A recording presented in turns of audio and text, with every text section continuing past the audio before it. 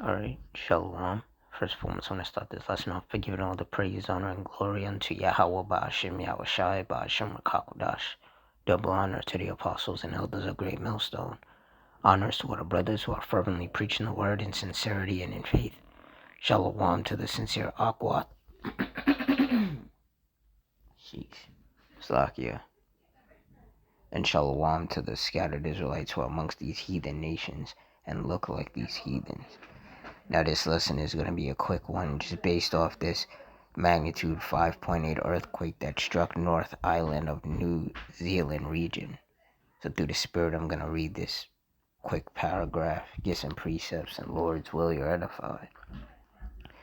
A magnitude 5.8 earthquake struck the North Island of New Zealand region on Saturday, the European Mediterranean Seismological Center said.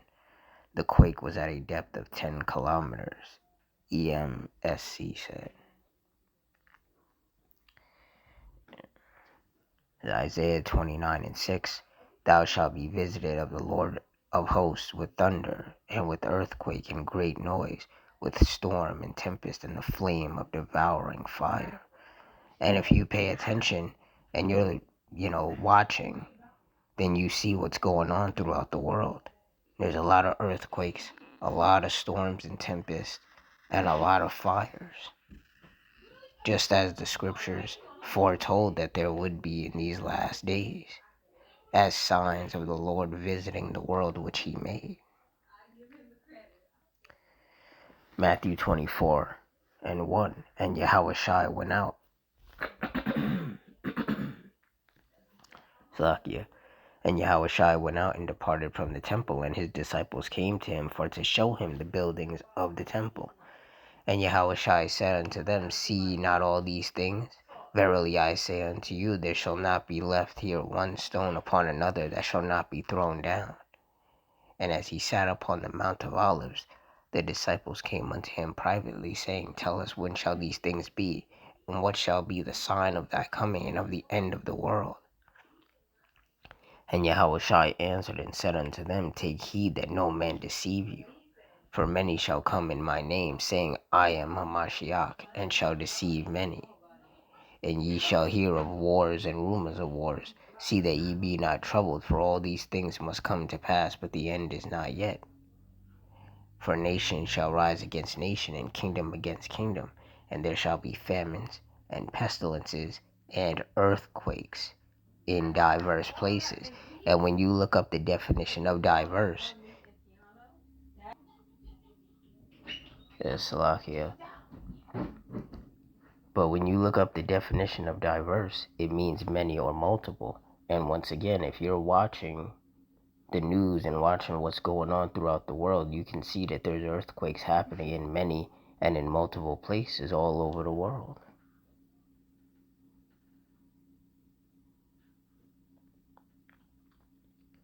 Second Ezra 9:1. He answered me then and said, Measure thou the time diligently in itself. And when thou seest part of the signs pass which I have told thee before, then shalt thou understand that it is the very same time wherein the highest will begin to visit the world which he made.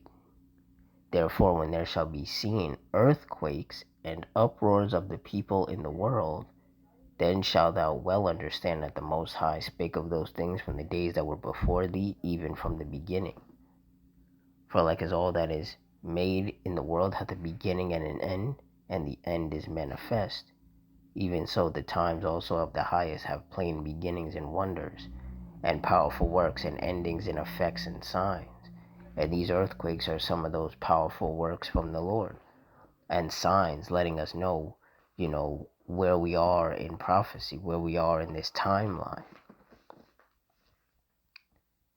That's what we're supposed to be watching for. We're supposed to be watching for the signs of the times, and then linking it up with the scriptures, which majority of people in this world don't do, because the Lord has not blessed them with the wisdom, knowledge, and understanding of these scriptures. So whenever there's an earthquake, people just classify it as Mother Nature and they move on. Little do they know that these earthquakes are actually signs of the Lord visiting the world which he made. And these earthquakes are going to continue to intensify and happen more frequently and become more destructive and deadly. Because we are living in the last days, and like it says in 2 Timothy 3:1, this know also that in the last days perilous times shall come. And when you look up the definition of perilous, it means full of danger or risk. We are in some dangerous times. Every time you turn around, everywhere you look, something's happening. Shootings, stabbings, fires, storms, tempests, earthquakes, wars. It's just always something. And these are all signs of the last days. So for all the sincere brothers and sisters out here, all of these things are signs that make us rejoice, because it shows that we are almost out of here. The end is near. Our captivity and our oppression is almost at an end. And for these heathens, for our enemies, theirs is about to begin. The tables are about to officially turn. So that's why those of us of the hopeful elect, we're so, energetic and so happy and joyful, because we see the writing on the wall. We know what's about to happen. We know that we're about to win, and everybody else is going to lose. All the people who have ever, scoffed and scorned at us, they're all about to lose. They're all about to suffer greatly and then be destroyed on this side.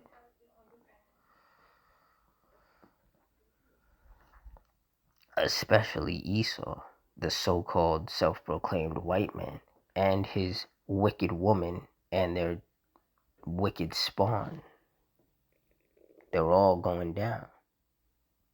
And it's going to hurt Esau the worst, because this is the best that they could do.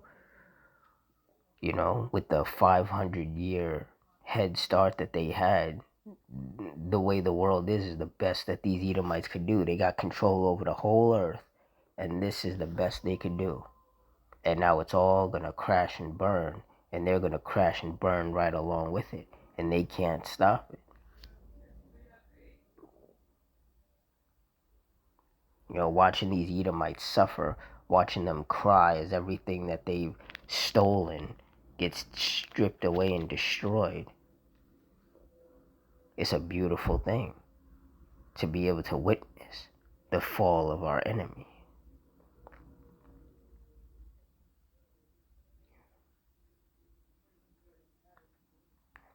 But with that, I'm going to wrap it up here.